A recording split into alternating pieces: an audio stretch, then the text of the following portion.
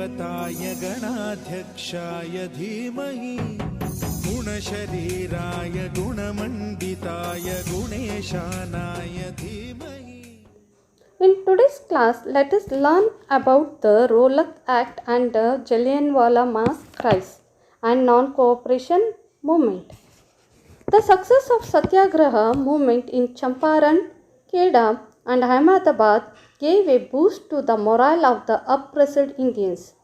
Threatened by the growth of the Satyagraha, the British decided to exert more control over the public activities. As a result, they proposed the Rowlatt Act in 1919, named after its chairman Sir Sidney Rowlatt. The Rowlatt Act was aimed to curb the political activities in the country. It equipped the court with the power to retain political prisoners without trial for 2 years. Mahatma Gandhi ji opposed the Rowlatt Act by starting a peaceful satyagraha. He suggested a civil disobedience beginning with Hartal on 6th April 1919.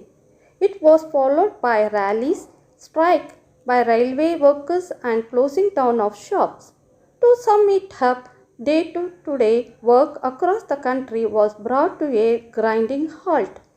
The British were threatened that this mass movement could break all the lines of the communication in the country, and so they decided to suppress the nationalists. As a result, several local leaders were arrested, and even Mahatma Gandhi ji was prohibited from entering the Delhi. In Amritsar, police opened fire on a peaceful procession. Angered by this brutal action, people attacked banks, post office and railway stations. Consequently, martial law was imposed in the Amritsar under the command of General Dre. The event that took place on 13th April 1919 is always remembered for the most heinous aggression of the British. Unaware of the martial law, several villagers had gathered at the Jallianwala Bagh in Amritsar to attend a cattle fair on the occasion of Baisakhi. To crush the multiples of the people and create terror, General Drake came to the ground with 50 armed soldiers. He blocked all the entry points to the ground and without any prior warning opened fire under helpless crowd. The firing stopped only when the ammunition ended, leaving hundreds of people including women and children dead and wounded. The Jallianwala Bagh massacre triggered many protests, strikes and clashes with the policemen and attacks on government buildings across North India. The British government dealt with this protest with an iron hand. They humiliated the Satyagrahis by ordering them to rub their noses on the ground and forcing them to salute the British officials. Finally, bombing of villages led Mahatma Gandhi ji withdraw Satyagraha against the Rowlatt Act. The Satyagraha against the Rowlatt Act was successful, but it didn't reach the masses in the rural area. Mahatma Gandhi wanted a mass movement that could involve all the people in mass religious communities across the country to involve in it. This paved the way for the non-cooperation movement, which was conceptualized by the Gandhiji to bring all the Indians together to work for a single national movement. Around the same time, the Indian Muslims were angered by the way the British has treated the defeated Emperor Khalifa of Ottoman Turkey after the First World War. In response to this, Muslim leaders Muhammad Ali and Sukat Ali proposed to launch the Caliphate movement. Gandhiji seized this opportunity to bring Indian Muslims and Hindus together to start a unified national struggle against the British. This resulted in the launch of Khilafat and non-cooperation movement in December 1920.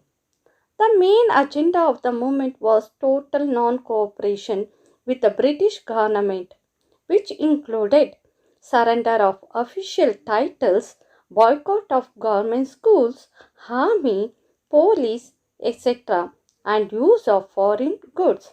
However, different sections of the Indian society interpreted the movement in different ways. In the towns, the middle class responded to the movement with a lot of enthusiasm by resigning from government schools, colleges, and courts. In addition, they peacefully pickpocketed shopped, selling foreign clothes and liquor. In the countryside, the movement took the shape of a struggle against the pressurization of the landlords and talukas, demanding the reduction of the land revenue and abolishing of forced labor, or began to organize this movement. The Awadh Kisan Sabha was set up by Jawaharlal Nehru and Baba Ramchandra in October 1920. Workers employed in British plantation also left their job to return to their villages. However, they were captured and beaten up by the British. Although the movement managed to unite various sections of the society to fight against a British rule, the movement started dying out because the Congress was unable to provide alternative institution and people were forced to return to the government job and services. In addition, Congress workers couldn't remain non-violent throughout, and there were clashes between the protesters and the British authorities. At Chori Chora in Gorakhpur, Uttar Pradesh, a mobile protesters set a police station and fired and killed a number of policemen. Due to this violence, Gandhiji called off the movement in February 1922. Now, let us recall what you have learnt in today's class. India had to face many hardships during the First World War and in the post-war years, such as shortage of food, increase in the taxes, and forced the recruitment into the army. In 1915, Mahatma Gandhiji introduced the idea of Satyagraha to organize the mass movement against the British. The Rowlatt Satyagraha movement was organized in 1919, which resulted in the Jallianwala Massacre incident causing the death of the hundreds of people. In 1920, the Khilafat and non-cooperation movement was launched to protest against the unfair treatment of Ottoman Turks by the British. The main aim of the movement was held non-cooperation with the British government and boycott of the British goods. The movement was called off by Gandhiji in February 1922 after the Chori Chora incident. Okay children, that's all for today class. I'll meet you in the next class.